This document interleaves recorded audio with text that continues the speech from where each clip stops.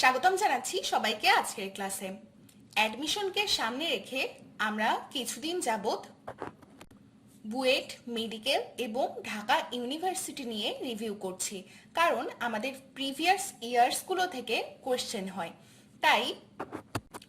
তারই ধারাবাহিকতায় আমরা আজকে ঢাকা ইউনিভার্সিটি 18-19 সেশনের কোয়েশ্চেন সলভ করব এবং সেগুলোর ব্যাখ্যাও আমরা দেখে নেব। তাহলে চলো শুরু করা যাক আজকের ক্লাস। দেখো, প্রথমে আমরা এই কোয়েশ্চেনটি সলভ করব। এখানে একটি বিক্রিয়া দেওয়া আছে এবং আমাদেরকে প্রমাণ এনথালপির পরিবর্তন বের করতে হবে। প্রমাণ এনথালপির পরিবর্তন আমরা লিখতে পারি যে উৎপাদ সমূহের মোট গঠন এনথালপি মাইনাস বিক্রিয়কের আমাদের যেই বিক্রিয়ক সমূহ আছে তাদের মোট গঠন এনথালপি। তাহলে এখানে আমরা কি লিখতে পারি?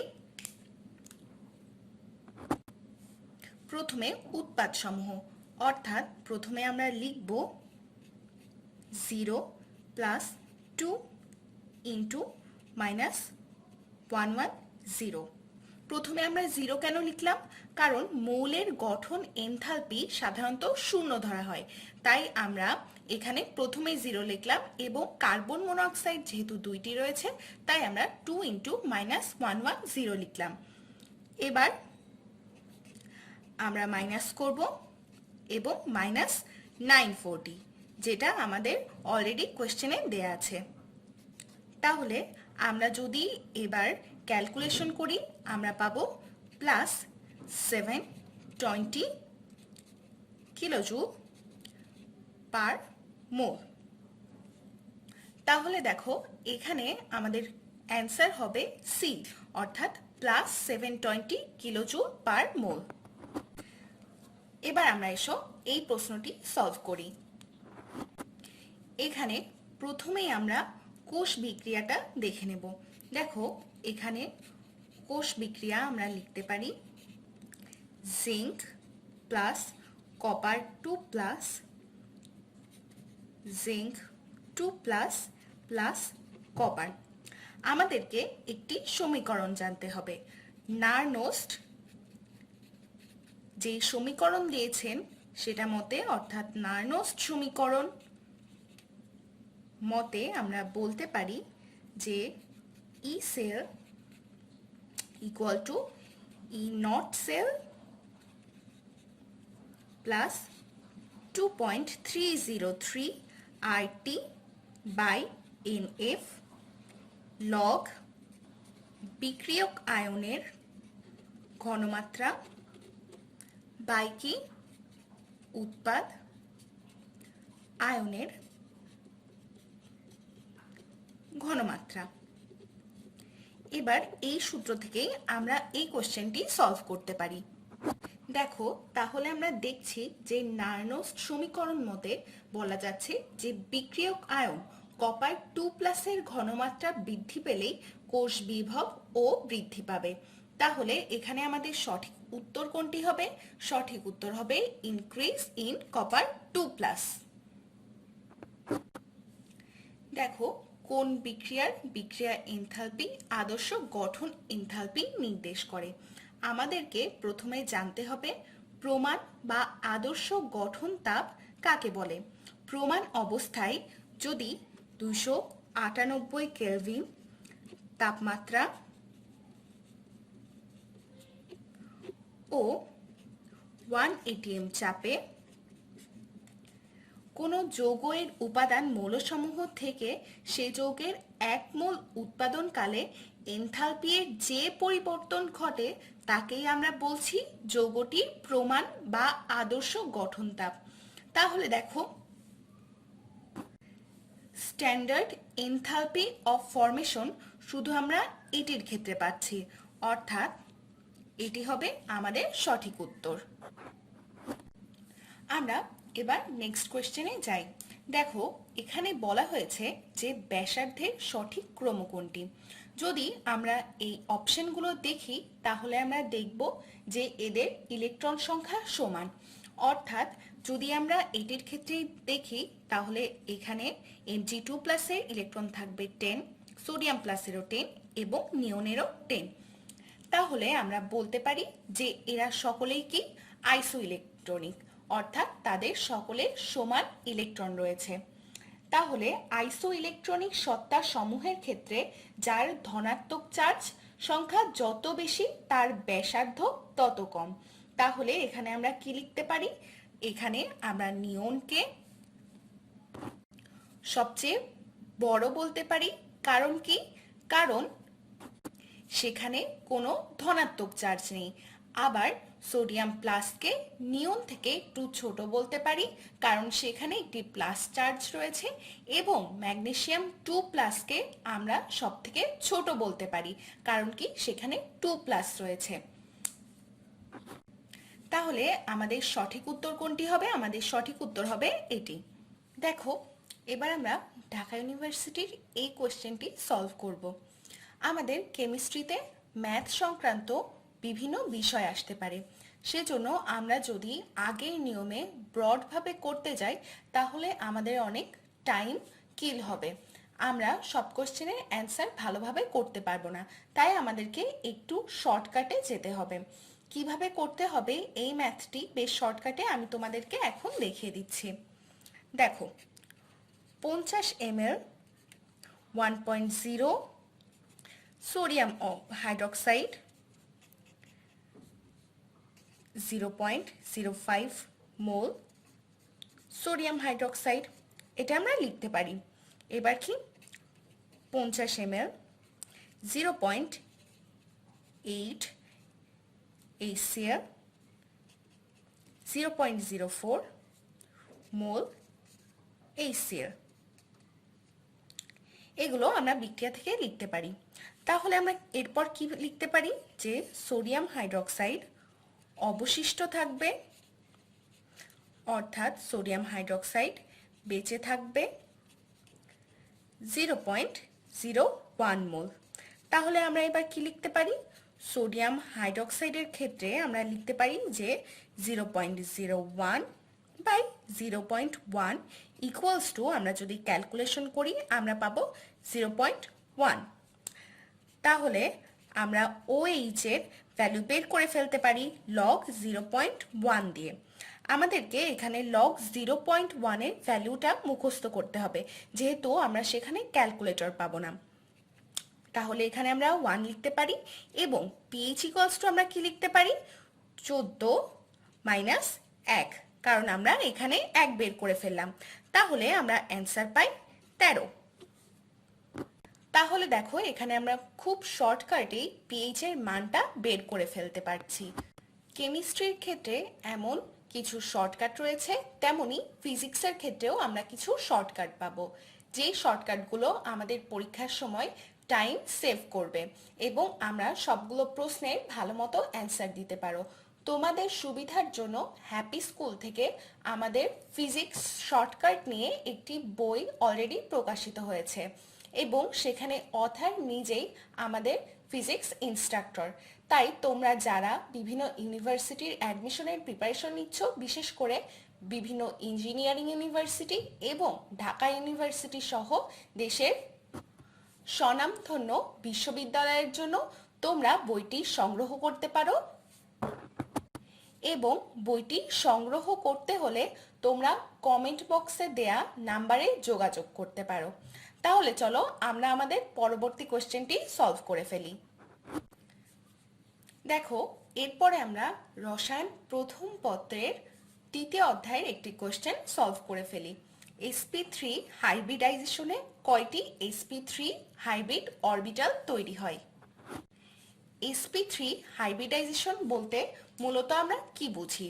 সেখানে একটি S থাকবে এবং থাকবে 3টি P, তাহলে আমাদের sp3 সংকরণ হবে। তাহলে এখানে মোট হাইব্রিড অরবিটাল কয়টি হবে? মোট হাইব্রিড অরবিটাল হবে 1 + 3 = 4টি। তাহলে এখানে আমাদের সঠিক উত্তর কোনটি হবে? সঠিক উত্তর হবে সি, অর্থাৎ 4টি। দেখো, এই কোশ্চেনে বলা হচ্ছে নিম্নোক্ত কোনটি গ্লাসকে ক্ষয় করে। আমরা জানি যে কাচের গ্লাসে সিলিকন ডাইঅক্সাইড থাকে। যদি আমরা কাচের গ্লাসে হাইড্রোজেন ফ্লোরাইড অ্যাসিড ঢেলে দিই, তাহলে কাচের সিলিকন ডাইঅক্সাইডের সাথে হাইড্রোজেন ফ্লোরাইড অ্যাসিড বিক্রিয়া করে দ্রবণীয় হাইড্রোফ্লোরোসিলিসিক অ্যাসিড উৎপন্ন করে। তাহলে চলো আমরা বিক্রিয়াটি প্রথমেই দেখে নিই। বিক্রিয়াটি অনেকটা এরকম হয়। যদি সেখানে হাইড্রোজেন ফ্লোরাইড হয়, তাহলে উৎপন্ন হয় সোডিয়াম ফ্লোরাইড SiF4 এবং 3 অণু পানি, এবং এটি আবার হাইড্রোজেন ফ্লোরাইডের সাথে বিক্রিয়া করে এবং তৈরি করে H2SiF6। দেখো, একে আমরা কি বলছি? একে আমরা বলছি হাইড্রো ফ্লোরো সিলিসিক অ্যাসিড। তাই এটি গ্লাসকে ক্ষয় করে। তাহলে আমাদের সঠিক উত্তর হবে হাইড্রোজেন ফ্লোরাইড। এই হাইড্রোজেন ফ্লোরাইড দিয়ে কাচের উপর নকশাও করা হয়। প্রথমে মোম দিয়ে খোদাই করা হয়, এরপরে এই হাইড্রোজেন ফ্লোরাইড তার উপর ঢেলে দিলে নকশা বরাবর গর্ত হয়ে যায়। পরে পানি দিয়ে ধুয়ে এবং মোম তুলে ফেলা হয়, ফলে কাচের ওপর নকশা হয়ে যায়। একে আমরা ইচিং অফ গ্লাসও বলে থাকি। আমরা এবার এই প্রশ্নটি সলভ করি। দেখো, লিথিয়াম এবং নিয়নের মধ্যবর্তী একটি মৌলের 7টি আয়নীকরণ শক্তি দেওয়া রয়েছে। আমাদেরকে বের করতে হবে যে সেই মৌলটির পরমাণুর যোজ্যতা শেলে ইলেকট্রন বিন্যাস কি। আমরা যদি আয়নীকরণ শক্তিগুলো লক্ষ্য করি, তাহলে আমরা বুঝতে পারবো যে এখানে প্রধানত কথা বলা হচ্ছে অক্সিজেনকে নিয়ে। তাহলে আমরা প্রথমে অক্সিজেনের ইলেকট্রন বিন্যাস করে ফেলি। 1s2, 2s2, 2p4। তাহলে এখানে আমাদের সঠিক উত্তর কোনটি হবে? 2s2, 2p4। আমাদেরকে এবার L2Cl6 অণুটিতে সমযোজী ও সন্নিবেশ বন্ধনের সংখ্যা বের করতে হবে। তাহলে চলো আমরা প্রথমে এই গঠন দেখে নিই। অ্যালুমিনিয়াম এবং অ্যালুমিনিয়াম, সেখানে যুক্ত রয়েছে ক্লোরিন, ক্লোরিন, ক্লোরিন এবং ক্লোরিন। এই ক্ষেত্রে ক্লোরিনের 2টি ইলেকট্রন থাকবে এবং এই ক্ষেত্রেও 2টি। আবার এখানে অ্যালুমিনিয়াম ক্লোরিনের সাথে যুক্ত থাকবে এবং এখানে এভাবে যুক্ত থাকবে।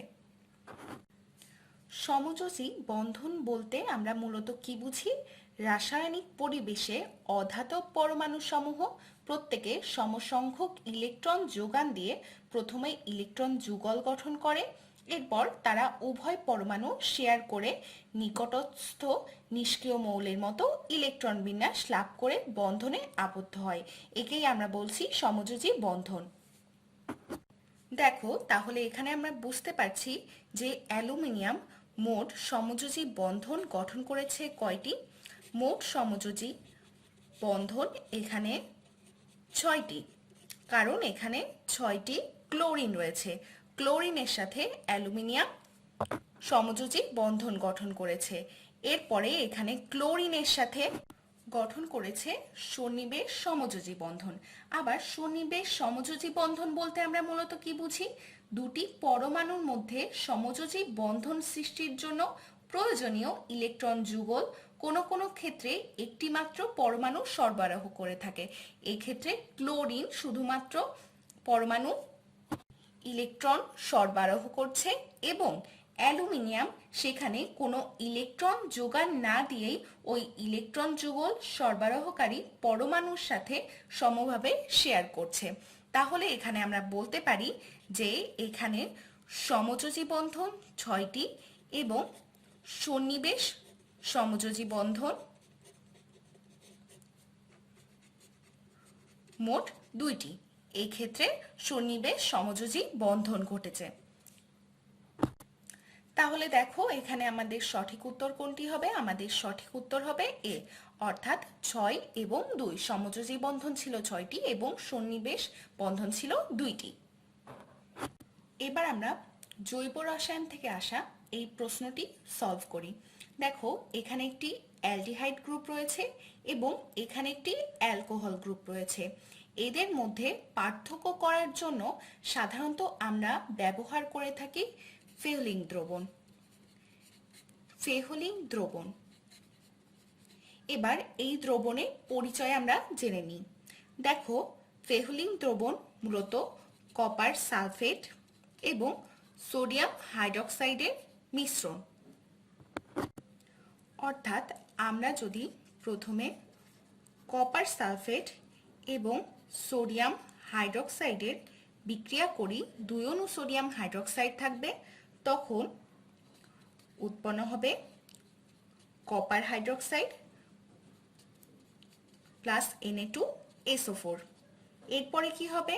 এরপরে এই copper hydroxide sodium potassium tartrate অর্থাৎ 2 সোডিয়াম পটাশিয়াম C4H4O6। একে আমরা কি বলছি? Sodium potassium tartrate. এর সাথে বিক্রিয়া করে উৎপন্ন করবে K2 কপার C4H4O6 হোল 2। একে আমরা কি বলবো? একে আমরা বলবো পটাশিয়াম ডাই কিউপ্রেট এবং সাথে উৎপন্ন করবে 2 অণু সোডিয়াম হাইড্রক্সাইড।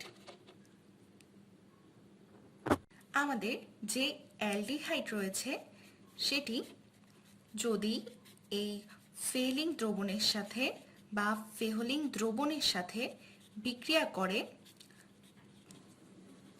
তাহলে কি উৎপন্ন করবে?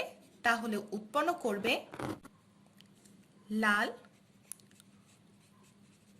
অধক্ষেপ।